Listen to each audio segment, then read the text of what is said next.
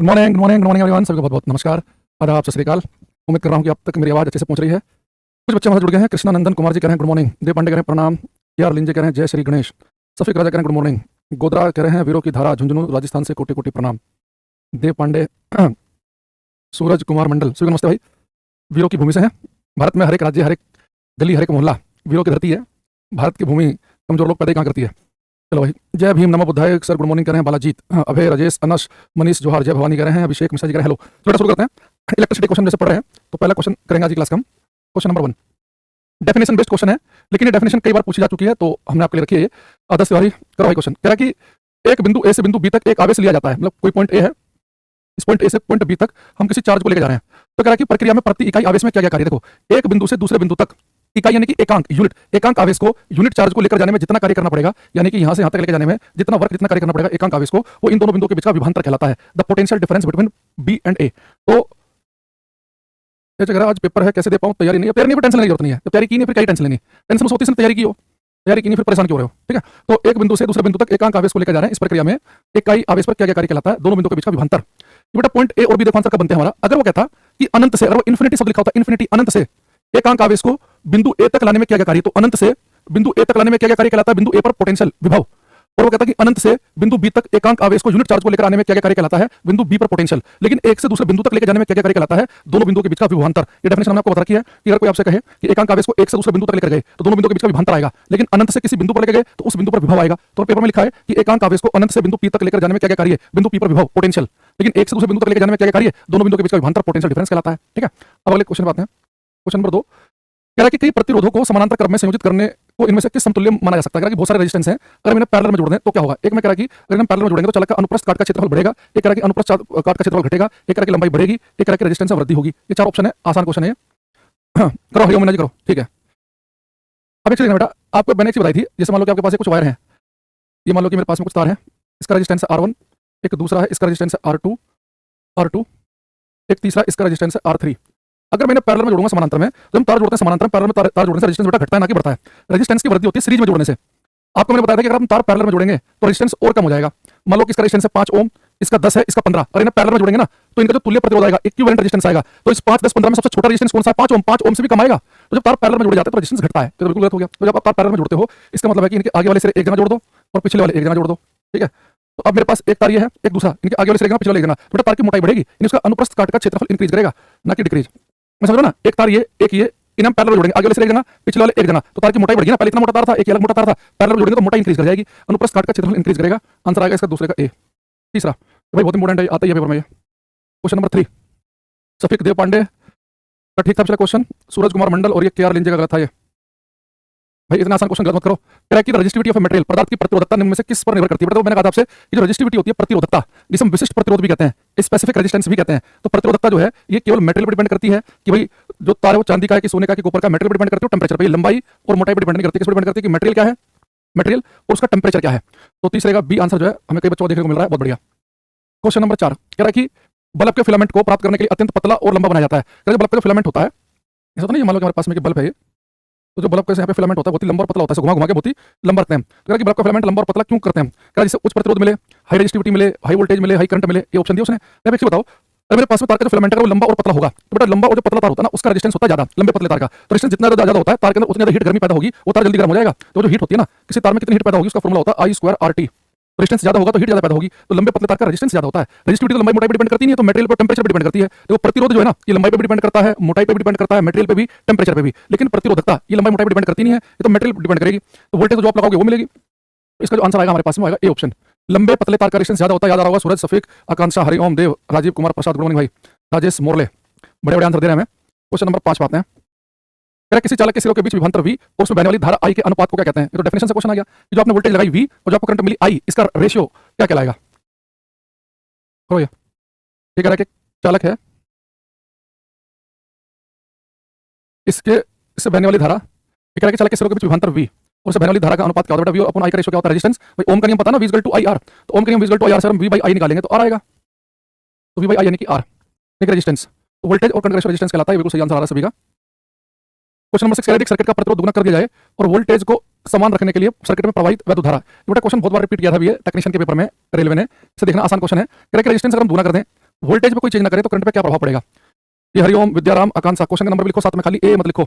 देव पांडे आप भी, देव पांडे नहीं सॉरी, हाँ इसने बाद में लिख दिया खैर सही, पहले तो ए लिख रहा था ये भी। देखो बेटा कह रहा कि प्रतिरोध को दुगना करना, रेजिस्टेंस करना दुगना, वोल्टेज को सेम रखना है, तो करंट क्या होगी? तुम्हें पता ओम के नियम से V इक्वल टू होता है आई आर, तो करंट क्या होगी? V अपॉन आर। तो कह रहा कि वोल्टेज को चेंज नहीं करना, वोल्टेज वही की वही रखनी है। बेटा वोल्टेज वही रखोगे, रेजिस्टेंस कर रहे हो आप दुगना, रेजिस्टेंस फॉर्मूला में नीचे लिखा है दुगना कर दिया, यानी करंट पहले से आधी रह जाएगी, तो रेजिस्टेंस दुगना करने पर करंट रह जाएगी हाफ, तो आधी रह जाएगी। तो बी आंसर आएगा इसका।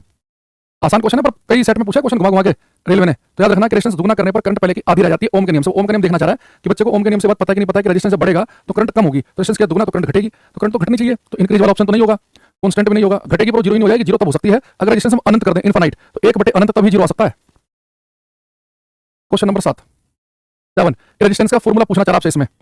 विकेश राम सेवक भाई बहुत जल्दी आ गया क्लास में, मुसफ्फर अली, बालाजी करते रहो, आदर्श तिवारी। कंडक्टर का प्रतिरोध किसके व्युत्क्रमानुपाती होता है? The resistance of a conductor is inversely proportional. देखो रेजिस्टेंस का फॉर्मूला हमने क्लास में आपको लिखा था, रेजिस्टेंस होता है R equal to rho L by A। जब तार की लंबाई है L, ये A क्या है? इसका अनुप्रस्थ काट का क्षेत्रफल, एरिया क्रॉस सेक्शन, और ये रो होता है रेजिस्टिविटी प्रतिरोधकता के लिए। तो कह रहा है कि प्रतिरोध किसके व्युत्क्रमानुपाती, व्युत्क्रमानुपाती जो ऊपर नीचे लिखे हो, तो बेटा रेजिस्टेंस जो है वो मोटाई के यानी कि एरिया क्रॉस सेक्शन के इनवर्सली प्रोपोर्शनल है। इसका मतलब कि तार मोटा होगा तो रेजिस्टेंस कम आएगा, पतला होगा तो ज्यादा आएगा, तो रेजिस्टेंस जो होता है वो एरिया क्रॉस सेक्शन के इनवर्सली प्रोपोर्शनल है। ये फॉर्मूला देखना चाह रहा आपका, तो फिर राजा भाई कभी तुम कुछ आंसर लिख रहे हो, कभी कुछ लिख रहे हो, कभी 7 का ए लिख रहे हो। अरे लंबाई के तो प्रोपोर्शनल समानुपाती है, रेजिस्टेंस और लेंथ तो एक ही लाइन में है, तो रेजिस्टेंस लंबाई के प्रोपोर्शनल समानुपाती है और एरिया क्रॉस सेक्शन के इनवर्सली प्रोपोर्शनल है। क्वेश्चन नंबर 8 करो, ये फॉर्मूला पूछना चाह रहा आपसे, इसमें डायरेक्ट सनी सिंह, संगीता दोनों ने क्वेश्चन का नंबर नहीं लिखा है, बी और डी लिख रहे हैं। कह रहा है कि एक प्रतिरोध में वैद्युत धारा I प्रवाहित होती है और एक स्रोत प्रतिरोधक में V का विभवांतर बनाए रखता है। समय t में स्रोत द्वारा आपूर्ति की गई ऊर्जा की मात्रा। तो बट आपको बताया कि जो हीट पैदा होगी या जो एनर्जी सप्लाई की जाएगी, उस हीट का या एनर्जी जो सप्लाई होगी उसके मैंने 3 फॉर्मूले बताए थे आपको। एक हीट का फॉर्मूला होता है I स्क्वायर RT, एक होता है V स्क्वायर बाई RT और एक होता है VIT। तो हमने आपको VIT फॉर्मूला हमने पढ़ा है, VI बाई टी ऐसा कोई फॉर्मूला नहीं पढ़ा है। ये VI तो पावर शक्ति का फॉर्मूला है, एनर्जी या कितनी हीट पैदा होगी उसका फॉर्मूला होता है VIT। इसका आंसर बनेगा सी ऑप्शन। तो टी समय में कितनी एनर्जी सप्लाई करेंगे या टी समय में कितनी हीट गर्मी पैदा होगी उसका फॉर्मूला है VIT। ठीक है, एक बच्चा कह रहा है 7 फिर से बताएं, 7 में बेटा फॉर्मूला है, ये फॉर्मूला तुमने पढ़ाएंगे तो फिर तो क्या ही बताऊं मैं। कह रहा है क्वेश्चन नंबर 9, यदि कंडक्टर का प्रतिरोध दुगना हो जाता है और वैद्युत धारा I रह जाती है। अभी मैंने क्वेश्चन भी किया था ना कि मैंने कहा कि रेजिस्टेंस दुगना करने पर करंट आधी रह जाएगी, तो कह रहा है किस कारण से होता है? देख लो 4 ऑप्शन देखे हो किससे होता है। बेटा सीधे प्रैक्टिस होना बड़ा मुश्किल है। देखो प्रैक्टिस आप तभी कर सकते हैं या तो आपको थोड़ी बहुत थ्योरी खुद से आती हो, है ना, या फिर आपने पढ़ी हो, आपने ना किसी टीचर से पढ़ी, ना हमारे से पढ़ी, ना खुद से पढ़ी, और सीधे सोचो क्या क्वेश्चन हो जाएगा, तो वो तो थोड़ा मुश्किल है। देखो भाई आपको पता कि मैंने ओम का नियम बताया था ना कि ओम के नियम से V इक्वल टू IR से कि अगर आप रेजिस्टेंस को डबल करोगे, रेजिस्टेंस फॉर्मूला में नीचे लिखा डबल कर दिया तो जो करंट होगी पहले से क्या रह जाएगी? आधी। तो रेजिस्टेंस दुगना करने पर करंट आधी रह जाती है। ये बात हमने किस वजह कारण से बताई? ओम के नियम से। मैंने कहा ना क्वेश्चन कई घुमा घुमा के पूछा उन्होंने। ये जो बच्चा लिख रहा है ये डी ऑप्शन, भाई ऐसा कोई फॉर्मूला पढ़ा आपने? I equal to VR। देखा बच्चे कितने धुरंधर हैं, तैयारी कर रहे हैं। हरिओम मीना जी रेलवे की, साइंस आती है 25 नंबर की, साइंस की वेटेज है, और टेक्नीशियन में तो साइंस 40 नंबर की आती है, और भाई को ओम का नियम नहीं पता। अरे I इक्वल टू VR नहीं पढ़ा है, ओम का नियम पढ़ा है V इक्वल टू IR। तो यहाँ से I हो जाएगा V बाई R के बराबर। तो बच्चा जहां से भी क्लास ले रहा है वहीं के वहीं 2 मिनट के लिए मुर्गा बन जाएगा। ऐसा पाप किया इसने जिसकी कोई माफी नहीं है, शास्त्रों में से कोई उल्लेख नहीं है कहीं पर भी कि इसके लिए कोई समाप्त दी जाए। तो 2 मिनट का दंडे से मिलेगा तभी कुछ दिमाग चलेगा इसका तेज, और बिल्कुल भी चीटिंग नहीं करनी है। क्वेश्चन नंबर 10, ये कर दो। ये सारे क्वेश्चन बिल्कुल एक ही पैटर्न के हैं और ये उन्होंने अलग अलग सेट में पूछ लिए। शेखर पटेल, राजेश, आकांक्षा, लिंजे, हरिओम, सोई लिख रहा है। मैंने कहा कि शास्त्रों में उल्लेख ही नहीं है सोई का उस गलती के लिए। कह रहा है कि ओम के नियम के अनुसार यदि करंट I बढ़ती है तो विभवांतर V स्थिर रहता है, तो क्या होगा? देखो ओम का नियम क्या होता है? V equal to IR। कह रहा है कि करंट बढ़ती है तो I इक्वल टू हो जाएगा V बाई R। तो बेटा करंट बढ़ रही है और कह रहा है कि विभवांतर वोल्टेज वही की वही है, तो अगर करंट बढ़ेगी यानी कि रेजिस्टेंस कम हो रहा होगा, रेजिस्टेंस कम होगा तो करंट बढ़ेगी, रेजिस्टेंस ज्यादा होगा तो करंट घटेगी, तो करंट बढ़ेगी यानी कि रेजिस्टेंस क्या होगा? डिक्रीज। समझ रहे हो? एक सेट में उसने ऐसे पूछ लिया कि करंट बढ़ रही है तो रेजिस्टेंस में क्या फर्क पड़ेगा। एक सेट में क्या पूछा? रेजिस्टेंस दुगना करेंगे तो करंट क्या रह जाएगी? आधी रह जाएगी। एक में क्या कह रहा है कि रेजिस्टेंस दुगना करेंगे तो करंट आधी हो जाएगी। किससे पता चल रहा है? ओम के नियम से। अब वो भाई सेम ही चीज हर सेट में जैसे तो पूछेगा नहीं, तो पेपर लीक हो गया, तो वही चीज को हल्के से लैंग्वेज चेंज कर करके पूछ ले रहा है। ठीक है, खुशी साहू, पंकज, बड़े आंसर आ रहे हैं आपके। वैद्युत धारा को मापने के लिए निम्नलिखित में से कौन सा यंत्र प्रयोग किया जाता है? 11।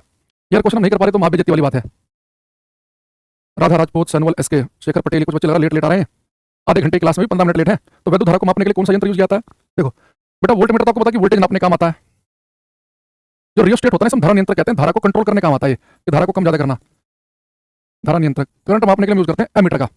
लेकिन अगर पेपर में कह देता है कि आपको करंट को बहुत ही वीक करंट को डिटेक्ट करना है, बहुत ही वीक करंट है, और वीक लिख देता कमजोर धारा, तो मिली एम्पियर में है, माइक्रो एम्पियर में, वो लिख देता है। ये कहता है कि करंट की डायरेक्शन पता करनी है। बेटा जो गैल्वेनोमीटर है ना, ये बहुत ही वीक करंट के लिए यूज किया जाता है। वीक करंट, अगर वीक नहीं लिखा तो फिर हम एमीटर पे टिक लगाएंगे। वीक करंट को मेजर भी कर सकता है, और एक इसकी खास बात हो रहा है कि डायरेक्शन भी बता सकता है, डायरेक्शन, जबकि एमीटर करंट की डायरेक्शन नहीं बता सकता। तो एमीटर का यूज करते हैं करंट को मापने के लिए। लेकिन वो कहते हैं कि दुर्बल वैद्युत धारा को ज्ञात करना या दुर्बल वैद्युत धारा की दिशा का पता लगाना, तो उसके लिए हम किसका यूज करते हैं? उसके लिए यूज करते हैं गैल्वेनोमीटर का, ठीक है। क्वेश्चन नंबर 12, यदि किसी चालक का प्रतिरोध आधा कर दिया जाए तो उसका उसमें प्रभाव, यानी अगर रेजिस्टेंस आधा कर देंगे तो उससे हीट पैदा होगी, जो गर्मी पैदा होगी, तो कह रहा है कि उस पर क्या प्रभाव पड़ेगा।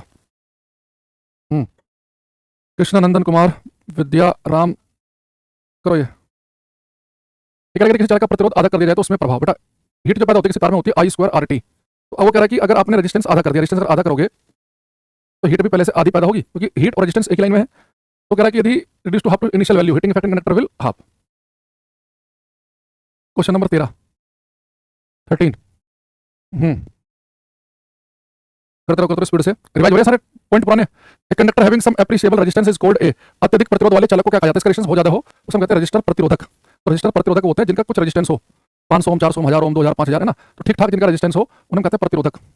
इंसुलेटर कुचालक का तो बहुत ज्यादा होता है, और ये जो कंडक्टर होते हैं, चालक होते हैं, इनका बहुत ही ज्यादा कम होता है, इनका भी कमी रहता है। ठीक ठाक जो अत्यधिक प्रतिरोध वाले होते हैं उन्हें कहते हैं प्रतिरोधक। क्वेश्चन नंबर 14, कह रहा है कि लंबाई एल और त्रिज्या आर वाले, लंबाई एल और त्रिज्या आर वाले किसी बेलनाकार तार का प्रतिरोध आर है, उसी सामग्री से बनी उसकी आधी लंबाई वाली और आधी त्रिज्या वाले तार का प्रतिरोध कितना होगा। बड़ा प्यारा क्वेश्चन करोगे, जो बच्चों को फॉर्मूला आता होगा वो कर लेगा रेजिस्टेंस का, बाकी जो है क्वेश्चन की शक्ल देखते रहेंगे। कह रहा है कि जब लंबाई एल थी और रेडियस आर थी तो उसका रेजिस्टेंस था कैपिटल आर।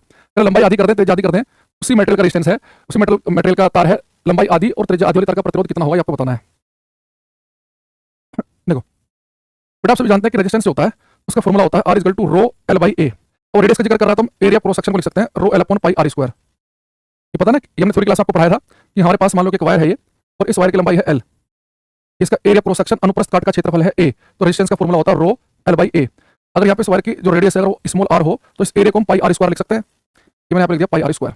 अब देखो क्या कह रहा है हमारे से, कह रहा है कि जब इसकी लंबाई एल थी, रेडियस आर थी, तो उसका रेजिस्टेंस आर था, लंबाई कर दी हमने इसकी उसी सामग्री, यानी मेटेरियल सेम है तो रेजिस्टिविटी तो बदलेगी नहीं। अच्छा, पाई एक फिक्स वैल्यू 22/7, ये भी नहीं बदलती। अब जो लंबाई है वो कह रहा है कि आधी कर दी, लंबाई आधी ऊपर लिख दी हमने, ठीक है। त्रिज्या भी आधी, रेडियस फॉर्मूले में नीचे लिखा रेडियस भी आधी कर दी, और रेडियस पे स्क्वायर भी तो यहाँ पे भी स्क्वायर कर दिया, तो ऊपर आ गया 1/2, नीचे आ गया 1/4। आपको पता बाहर बाहर की मल्टीप्लाई होती है अंदर अंदर की, तो 4 के मल्टीप्लाई हो तो 4 आएगा, नीचे आएगा 2, 2 दूनी 4, यानी कि आंसर आ जाएगा 2, यानी कि डबल। तो 14 का आएगा ए ऑप्शन, 14 का ए। तो बालाजीत शेखर पटेल का सही है। तो हमारे पास में हमने क्या कहा कि लंबाई एल, रेडियस आर है, तो रेजिस्टेंस कैपिटल आर है। लंबाई अगर इसके हम आधी कर दें, लेंथ हाफ कर दी, रेडियस भी हाफ, रेडियस फॉर्मूले में नीचे उसका स्क्वायर भी है, आर पे स्क्वायर भी है, तो 100 करके डबल आ गया, ठीक है। Question number 15, identify the conductor having the lowest resistivity, न्यूनतम प्रतिरोधकता वाला सुचालक कंडक्टर की पहचान, जिसकी रेजिस्टिविटी सबसे कम हो, प्रतिरोधकता कम हो, जो बहुत ही बढ़िया कंडक्टर हो, वो आपसे पूछ रहा है। देखो सबसे कम बेटा जो रेजिस्टिविटी होती है वो होती है सिल्वर की, चांदी की। चांदी सबसे बेहतरीन कंडक्टर है, सुचालक है, सबसे बढ़िया करंट पास होती है सिल्वर से। सिल्वर की रेजिस्टिविटी सबसे कम होती है, सिल्वर से ज्यादा होगी फिर कॉपर की, फिर उससे ज्यादा होगी एल्युमिनियम की, लोहे की तो काफी ज्यादा होती है। तो सबसे कम रेजिस्टिविटी प्रतिरोधकता जो है वो सिल्वर चांदी की है। यही क्वेश्चन अलग तरीके से भी आ सकता है कि आपसे पूछ सकता है कि सबसे बढ़िया कंडक्टर, सबसे अच्छा चालक कौन है, जिसे करंट बहुत बढ़िया से पास करे, तो भी सिल्वर चांदी होता है। सिल्वर ऑप्शन में ना हो तो फिर हम कॉपर पे जाते हैं, कॉपर भी ना हो तो फिर हम एल्युमिनियम पे जाते हैं, बिल्कुल वही चीज है यहाँ पर भी, ठीक है। कह रहा हमारे से कि उच्चतम प्रतिरोधकता वाले कंडक्टर की पहचान करें, उच्च की बताना है, तो आपको सिल्वर की सबसे कम होती है, उससे थोड़ी ज्यादा होती है कॉपर की रेजिस्टिविटी, फिर एल्युमिनियम की, ये बढ़िया में आते हैं, कम हल्के से जोड़ी ज्यादा, फिर ये मरकरी की, फिर बचा वो सबसे ज्यादा होगी। आप ये 3 का याद रखो, सबसे कम सिल्वर की, उससे थोड़ी सी ज्यादा कॉपर की, उससे थोड़ी ज्यादा एल्युमिनियम की, और कोई होगा तो उसकी ज्यादा होगी, है ना, क्योंकि सबकी तो हम याद नहीं कर सकते, हमारी भी तो लिमिटेशन है ना याद करने की। देखो ये अभी एक सबसे पहला क्वेश्चन मैंने आपको आज का जो पूछा था वो और ये लगभग लगभग सेम है, बस हल्का सा लैंग्वेज का फर्क है। तो जो बच्चा शुरू से क्लास में आया वो तुरंत इस क्वेश्चन कर देगा, तो मैंने डिटेल में बताया भी था आपको। कह रहा है कि किसी धारावाही परिपथ में, किसी इलेक्ट्रिक सर्किट में दो बिंदुओं के बीच वैद्युत खाली जगह एक इकाई आवेश को एक बिंदु से दूसरे बिंदु तक स्थानांतरित करने के लिए किए गए कार्य के बराबर होता है। तो बेटा इकाई आवेश को यानी कि एकांक आवेश को एक बिंदु से दूसरे बिंदु तक लेकर जाने में क्या क्या कार्य मैंने आज बताया था आपको, दोनों बिंदुओं के बीच का विभवांतर पोटेंशियल डिफरेंस कहलाता है ना। रिवाइज करके भूल जाते हैं, बार बार रिवाइज करना पड़ेगा।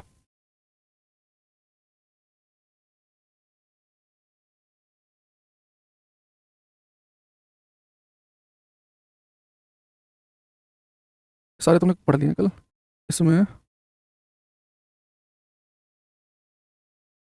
एक क्वेश्चन तो ठीक है, ये थोड़ा सा ध्यान से करना है, ये वाला ये लास्ट क्वेश्चन आज का, इसलिए मैं ढूंढ रहा था कि कोई सही सा क्वेश्चन मिल जाए हमें।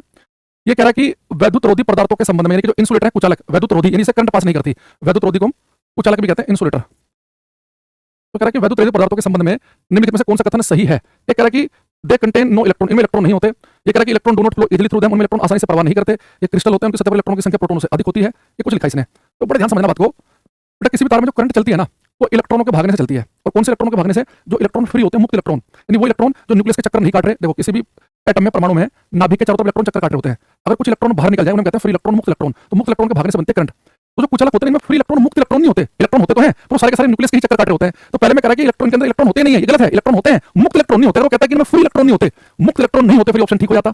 बच्चे गलती कर देते हैं। देखो जो सुचालक होते हैं, कंडक्टर होते हैं, फ्री इलेक्ट्रॉन बहुत सारे होते हैं, यानी कि इलेक्ट्रॉन न्यूक्लियस के चक्कर काट रहे हैं, उनमें से बहुत सारे इलेक्ट्रॉन बाहर निकल जाते हैं, फ्री इलेक्ट्रॉन बहुत सारे होते हैं। इनमें इलेक्ट्रॉन है पर सारे के सारे न्यूक्लियस के ही चक्कर काट रहे हैं, फ्री इलेक्ट्रॉन नहीं है, यानी इनमें इलेक्ट्रॉन फ्लो नहीं करते हैं। ये हमारा आंसर सही है। तो याद रखना, इंसुलेटर कुचालक में इलेक्ट्रॉन होते हैं लेकिन मुक्त इलेक्ट्रॉन फ्री इलेक्ट्रॉन नहीं होते। ठीक है, तो आज के लिए जो है हम ये पर रख रहे हैं इस क्लास को। अच्छा, मैं आपको छोटी जानकारी दे दूं कि अभी जो है आपके साथ जो मेरी क्लास होगी, जो चल रही है अभी है, कि थोड़ा सा बेटा आपको बीच में ना कहीं कुछ काम है, तो एक वीक जो है ये आपकी क्लास जो है अभी ऑफ रहेगी एक वीक। उसका फिर हम रंगारंग कार्यक्रम डेली जो है 7:30 से 8 फिर से स्टार्ट कर देंगे। तो आप लोगों को असुविधा ना हो इसलिए मैंने आपको पहले से बता दिया है। ठीक है, तो अब हम जो है वो एक वीक के बाद मिलेंगे। ठीक, बाकी जो है जो बच्चे मेरे साथ टेलीग्राम पे जुड़े हुए हैं, टेलीग्राम चैनल है मेरा अंकुर सर फिजिक्स, मैं उसमें इन्फॉर्म कर दूंगा कि कब से जो है वो क्लास स्टार्ट होगी। ठीक है, तो थोड़ा सा हल्का सा आपको जो है इसमें तो वेट करना पड़ेगा ना एक वीक का। तो जो अभी क्लास आपको पढ़ाई में 4 क्लास, ये तब तक रिवाइज कर लेना, बाकी हम मिलेंगे 1 वीक के बाद। ठीक है, तब तक के लिए thank you, bye, take care everybody, bye everyone.